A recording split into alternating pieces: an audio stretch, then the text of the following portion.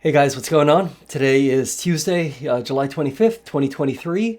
Stock, I think, closed unchanged on volume of about 500,000 shares, maybe just under 500,000 shares. But at one point today, I saw we traded up around, I think, close to $9, which is kind of intriguing. Okay, let's get our 24-hour numbers out of the way. First slide, please. Okay, so PJM Penelec, 24-hour average, $32.22. PJM PPNL, 24-hour average, $22.79. The all-important Bitcoin priced in dollars per megawatt hour, on average, $78.30. So that's pretty much right like at our current break even as we tend to calculate it, at least as of right now. The spot price of Bitcoin trading at 29,160, that's a 24-hour average, and the network hash rate up to 413. So that is definitely higher. Back to me, please. So that spike in the network hash rate, I just wanted to take a quick look because right now BTCMW is around 84 and change, and the network hash rate's down to like 384. Again, the average the past 24 hours, like the network hash rate has been higher. So it's going to be interesting to see, over the next 24 hours, like say the whole week, see how that kind of works out. Because again, one of the issues we've talked about is how it's kind of important that we really be in a position, right, to have either break-even days or days where we are actually, performing like even better than break-even from an operational perspective. What we want to try to avoid are too many days in a row where BTCMW just isn't working in our favor. Remember, we can do only so much to control our destiny, right? We can't control our revenue inputs. I mean, really, no company can, at least certainly not within the Bitcoin mining ecosystem, right? Nobody can really control the price of Bitcoin. And certainly in our case, we can't control grid prices. So be that as it may, for the past 24 hours, I'd say overall, okay. You know what I mean? Not amazing, not great, just okay. Speaking of the future, though, okay, as we alluded to yesterday, we're going to be, sort of like trying to talk a bit more about the halving. And what I thought might make a lot of sense. Let's put up the next slide, please. All right, so this is a article that appeared on Bloomberg. Okay, back to me, please. And even if you're not a subscriber to Bloomberg, the video itself that you see depicted, or you saw depicted in that quick screenshot, that's available for anybody to watch. And so I took the opportunity to watch it. It happens to be an interview with the CEO of Marathon Digital Holdings. And, Fred, I think, is a phenomenal individual to listen to because I think he provides a little bit of a viewpoint, right, that I think is helpful and certainly worth listening to just from the perspective that Marathon Digital is arguably one of the larger, if not one of the largest, publicly traded Bitcoin mining companies on planet Earth. So, I think it does make sense to, hear what he has to say. So at around the 6-minute mark, and by the way, the link to this entire article is in the description of this video, so check it out in its entirety. But I just want to highlight something that Fred mentioned, and this is at around the 6-minute mark. He says, and, this isn't maybe a word-for-word quote, but it's pretty close. I think what's going to happen is that the larger miners that have the most modern fleets and the best energy costs are going to thrive, while the smaller miners that either can't raise capital, can't upgrade their machines, and can't get out of potentially more expensive energy contracts are either going to have to consolidate or essentially go away. So I think that is a interesting observation. This, by the way, has to do with the halving. Okay, so this isn't necessarily a reference to right this moment, but rather to the halving, which I think by all accounts is expected to occur sometime in April or perhaps May of 2024.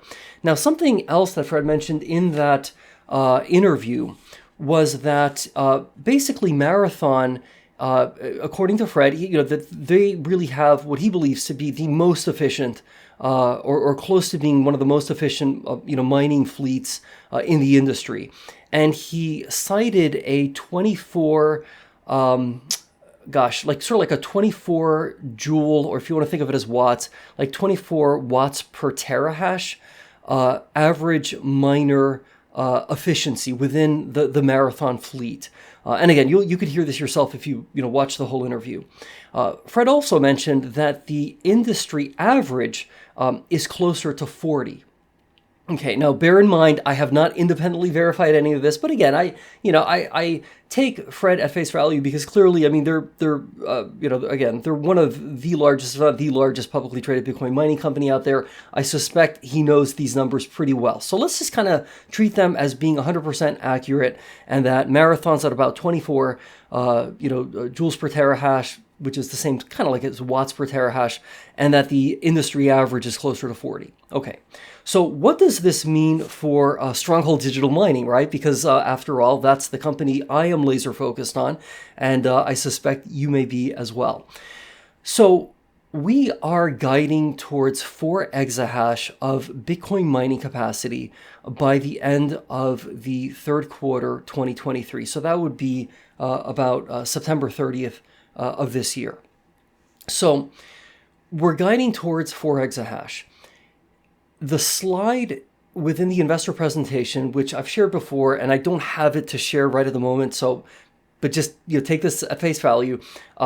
We're also indicating that the amount of energy that would be consumed as a result of having 4 exahash, of a Bitcoin mining capacity would be 130 megawatts. So when you do the math, which I've done, that works out to a fleet-wide efficiency of 32 joules or watts per terahash. 32. Okay. Now, on the one end of the spectrum, you have, for example, Marathon, which is in, if I understood what Fred said correctly, they're aiming for, or, kind of like are already at 24 joules per terahash. And then sort of like on the other side of the spectrum, you have this industry average, which is closer to 40. So interestingly enough, the middle point between 24 and 40 is 32. Now, this assumes Stronghold Digital Mining, does nothing to enhance or upgrade any of its older Bitcoin mining machines. Let's just assume everything stays kind of like the same, and that we fill out the remainder of our data centers, right, at Scrubgrass and Panther Creek, and that as a result of doing so, we reach the 4 exahash, and we're utilizing the full 130 megawatts as described in the investor presentation. Again, if you do the math, that suggests 32 joules per terahash of, average, miner efficiency. That is actually very, very respectable. Okay. Now, I mean, sure, would it be awesome to be able to say, hey, you know what, we're gunning for an average miner efficiency of 20? Of course, right? But bear in mind, there are a lot of moving parts to this. Something that Fred mentioned that when I read that little sort of quote, right, around the 6-minute mark, he mentioned something about, hey, the smaller miners, of which, hey, let's keep it real. I mean, compared to like a Marathon, yeah, Stronghold Digital Miner is a smaller miner. If they can't raise capital, like he mentioned that. Well, in our regulatory filings, right, when we've talked about this before, we sort of have it out there that we're looking to raise 24 million. Now, a portion of that is through an at-the-market offering, and there's a lot of other nuance and detail as it relates to that, but it would appear as if, though, we are in a position to raise capital if we chose to do so. I'm not saying that we've necessarily tapped into any of that, and I mean, certainly our forthcoming investor presentation might provide more clarity, right, as to the intentionality of that capital raise. Because bear in mind that, what I'm describing was announced not long after our most recent investor presentation. So things are not static, right? The industry as a whole is moving, right? Stronghold Digital Mining is also moving, and I strongly suspect, and in fact, I'm largely convinced that we are already taking steps to make sure that as it relates to, hey, what's our average like miner efficiency going to look like going into the halving? It seems like at a worst case scenario, it's going to be 32 joules per terahash. Worst case scenario. Because remember, there's still quite a bit of time between, this moment in late July 2023 and, April or May of 2024. So there's a lot that can happen between now and then, right? Insofar as better able, to prepare ourselves for the halving. But I think if you watch the video, that again, if you look in the description, just watch that. I think that's a good introduction to this topic. I did, yes, get into some detailed numbers pertaining to Stronghold, but I plan to get into a lot more numbers pertaining to Stronghold, as we kind of go about this series, if you want to call it that, where we talk about the halving. But I think this at least sets the foundation for this conversation, just to allay any significant concerns that, oh my gosh, Stronghold, we're so far out of the loop. I think I've seen things written where, like someone like Stronghold is like one of the least efficient Bitcoin mining companies out there. I'm like, who the heck like writes this stuff? That's just factually, I think provably not correct. So again, just in the interest of sort of setting some foundational, details, I hope this was helpful. Again, watch that video. I think it's a healthy and an interesting thing to watch. And bear in mind that this is a very dynamic situation, okay? And there's a lot of stuff that can happen in a very short period of time that can take not just Stronghold, but really any company, right, in the publicly traded Bitcoin mining ecosystem that can really kind of change things around pretty quickly. So I can already see that we're playing offense, which is good. And that's evidenced by the fact that we made a significant investment in the MicroBT WhatsMiner M50s. And those are Bitcoin mining machines that we own ourselves. It's not through a win-win hosting plus arrangement or anything like that. So we're moving in the right direction, but there's some really exciting stuff that I'm looking forward to talking about that I think even suggests greater things to come.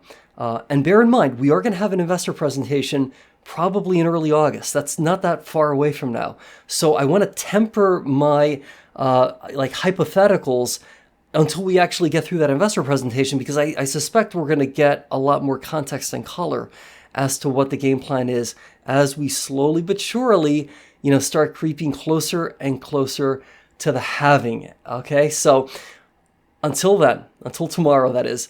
Let's stay positive as always. Let's be great, right? Let's strive to get to the bottom of things. Let's strive for truth, right? We're not just going to believe anything we see on some random article saying that, Stronghold Digital Mining is like the least efficient publicly traded Bitcoin miner. Like, what's that about?